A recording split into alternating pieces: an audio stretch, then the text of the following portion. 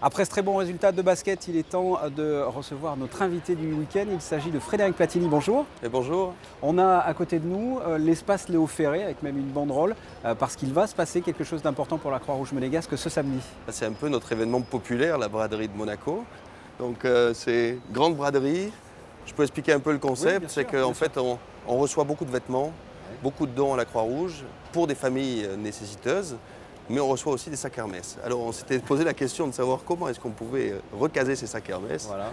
D'où la grande braderie, entre autres. Non, parce qu'il y a effectivement des outils plus populaires, il y a des vêtements, il y a des meubles. Ou d'autres grandes marques même. Voilà, et puis on a le problème de stock aussi à la Croix-Rouge, parce qu'on ne peut pas stocker indéfiniment. Donc d'où l'idée d'organiser une braderie, et qui est un événement populaire, parce qu'on a eu l'année dernière plus de 2000 visiteurs.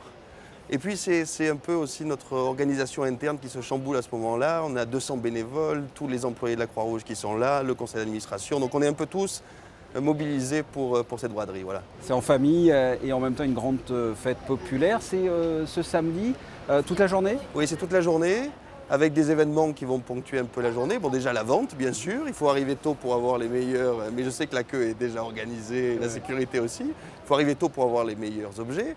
Et ensuite, des événements, vous pouvez venir avec vos enfants et les enfants seront éduqués à des principes comme les risques de la vie à la maison et autres, les principes de la Croix-Rouge et une tombola aussi à 16h pour des lots un peu particuliers. Voilà.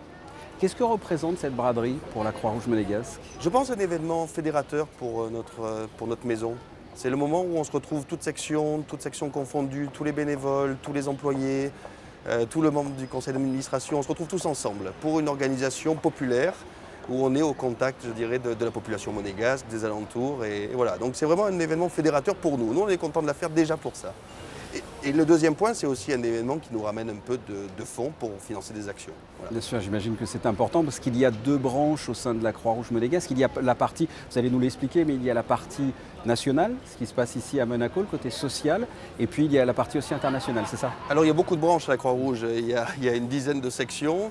Il y a effectivement, c'est un peu bipolaire, ça veut dire qu'on a Monaco et puis on a l'international. Mais qu'est-ce qu'on a à Monaco ? On a le social, on a le secourisme, on a des enfants à la crèche-garderie, on est présent dans tous les hôpitaux, on est présent dans toutes les maisons de retraite. Donc c'est multiforme à Monaco.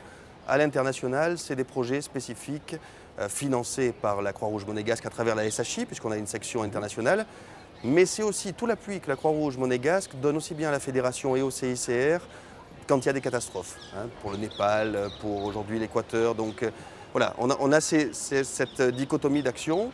Et cette année, l'année dernière, c'était les profits de la vente de la braderie, c'était au bénéfice de l'international. Ouais. Cette année, c'est pour notre service social. D'accord, très bien. Et justement, puisque vous parlez de l'international, est-ce qu'il y a des pays à l'international qui sont particulièrement concernés, qui vous concernent particulièrement, vous la Croix-Rouge monégasque ? Quelles sont les directives, l'avenir de cette branche internationale ? Alors, on est traditionnellement sur l'Afrique de l'Ouest. Ouais. On est très présent sur le Burkina, très présent sur le Mali, très présent sur la Côte d'Ivoire, aussi au Sénégal. Donc l'Afrique de l'Ouest, je dirais.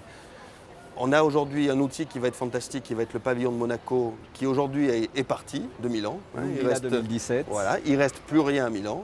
Mais par contre, les containers sont à Ouagadougou, oui. Et les travaux ont commencé à Lumbila. Donc ça veut dire, ça y est, on est en marche. Et là, on va avoir un outil fantastique pour travailler sur la région. Ça, c'est un premier axe. Parce que c'est un gros projet, Lumbila 2017, c'est un centre de secourisme qui s'autogère en plus. C'est un centre de premier secours, mais pas juste pour le Burkina, mais pour toute l'Afrique de l'Ouest. Donc on parle de milliers de formations, de milliers de formateurs formés. Donc c'est vraiment quelque chose qui va avoir un impact considérable dans la région. Et c'est certainement le plus gros projet qu'a jamais affronté la Croix-Rouge monégasque à l'international. Donc ça, c'est aujourd'hui une grosse priorité d'action. Donc ça, c'est vraiment des projets de développement à long terme dans des pays structurés.